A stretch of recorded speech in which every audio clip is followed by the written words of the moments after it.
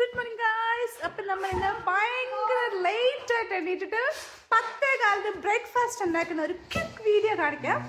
So I'm planning to make carrot puttu today. Let's make.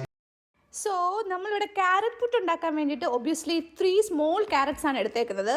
Because ഞാൻ ഒരു 1 കുറ്റി ഒരു 1.5 കുറ്റി പുട്ട് ഉണ്ടാക്കാനേ ഉദ്ദേശിക്കുന്നുള്ളൂ. പിന്നെ ഇവിടെ ചെമ്പപ്പുട്ടിൻ്റെ പൊടിയാണ് എടുത്തിരിക്കുന്നത്. അപ്പോൾ നമ്മൾ ക്യാരറ്റ് പുട്ടിന് വേണ്ട സാധനങ്ങളെല്ലാം റെഡിയാക്കി വെച്ചിട്ടുണ്ട്. ഇത് ഗ്രേറ്റഡ് ക്യാരറ്റ് ആണ്.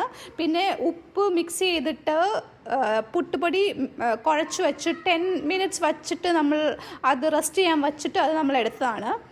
ഈ പുട്ടുപൊടി മിക്സ് ചെയ്യാനായിട്ട് അങ്ങനെ വലിയ റോക്കറ്റ് സയൻസിൻ്റെ ഒന്നും ആവശ്യമില്ല. എല്ലാ പുട്ടുപൊടിയുടെ പാക്കറ്റിൻ്റെ പുറകിൽ എഴുതിയിട്ടുണ്ട് അവർ എത്ര പാക്കറ്റ് വെള്ളമാണ് ഒരു ഗ്ലാസ്സിന് ആവശ്യമുള്ളത്, ഒരു പുട്ടുപൊടി ഗ്ലാസ്സിന് ആവശ്യമുള്ളതെന്ന് അവർ എഴുതിയിട്ടുണ്ട്. അത് പല ബ്രാൻഡിൻ്റെയും ഡിഫറെൻ്റ് ആയിരിക്കും.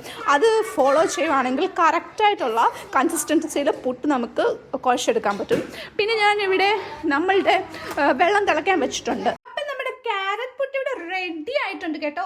അപ്പം ഞാൻ നമ്മളുടെ പഴക്കൊട്ടയിൽ വന്നിട്ട് ഒരു ബനാന എടുക്കാമെന്ന് വിചാരിച്ചു. അപ്പോൾ ഇത് ഫ്രഷ് ആയിട്ടുള്ള ബനാന ഇന്നലെ മേടിച്ചാണ്. പക്ഷെ നമ്മളെപ്പോഴും ആദ്യം പഴുത്തിരിക്കുന്ന ബനാന എടുക്കാം, അല്ലെങ്കിൽ ഇത് നമ്മൾ ഒരു യൂസും ഇല്ലാതെ കളയേണ്ടി വരും. അതുകൊണ്ട് ഞാൻ ആ ബനാന എടുത്തിട്ട് നമുക്കിത് സെർവ് ചെയ്യാം. അങ്ങനെ നമ്മുടെ ക്യാരറ്റ് പുട്ട് ഇവിടെ റെഡി ആയിട്ടുണ്ട്. നമ്മൾ കഴിച്ചു നോക്കാം. അപ്പം നമ്മളുടെ ആ പഴുത്ത ബനാനയാണ് ഞാനിപ്പോൾ എടുത്തേക്കുന്നത്.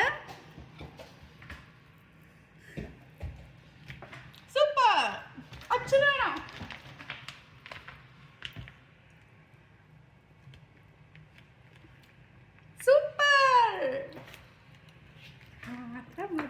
അപ്പം ഇതിൻ്റെ രണ്ടാമത്തെ കുറ്റി പുട്ട് ഇവിടെ റെഡിയായി. മൂന്നാമത്തെ കുറ്റി ഇവിടെ ഇരിക്കുന്നു. ഞാൻ 1.5 കുറ്റി പുട്ട് ഉണ്ടാക്കാൻ പോയി ഞാനിപ്പോൾ 3 കുറ്റിപ്പുട്ട് വരെ ഉണ്ടാക്കിക്കൊണ്ടിരിക്കുകയാണ്.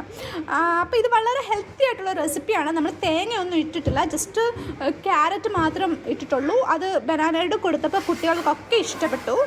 ഇനിയിപ്പോൾ നിങ്ങൾക്ക് തേങ്ങ ആഡ് ചെയ്യണമെന്നെങ്കിൽ ആഡ് ചെയ്യാം. അതുകൂടി തന്നെ അതർ വെജിറ്റബിൾസ്, ബീട്രൂട്ടോ എന്ത് വേണേലും ആഡ് ചെയ്യാം. അപ്പോൾ വെജിറ്റബിൾസ് കഴിക്കാത്ത കുട്ടികൾക്ക് ഇതൊരു വെറൈറ്റി സംഭവമായിട്ട് തോന്നിയിട്ട് അവർക്കൊരു ഇൻട്രസ്റ്റ് ആയിട്ട് കഴിക്കാൻ തോന്നും. അതുകൊണ്ട് തന്നെ സ്റ്റീമിൽ എടുക്കുന്ന സംഭവമാണ്. അപ്പോൾ കൂടുതൽ ഹെൽത്തി ആയിട്ട് വരും. ഇതെല്ലാവർക്കും അറിയാൻ വയ്യാത്തവരൊന്ന് ട്രൈ ചെയ്ത് നോക്കൂ. വളരെ ഹെൽത്തി ആയിട്ടുള്ളൊരു റെസിപ്പിയാണിത്.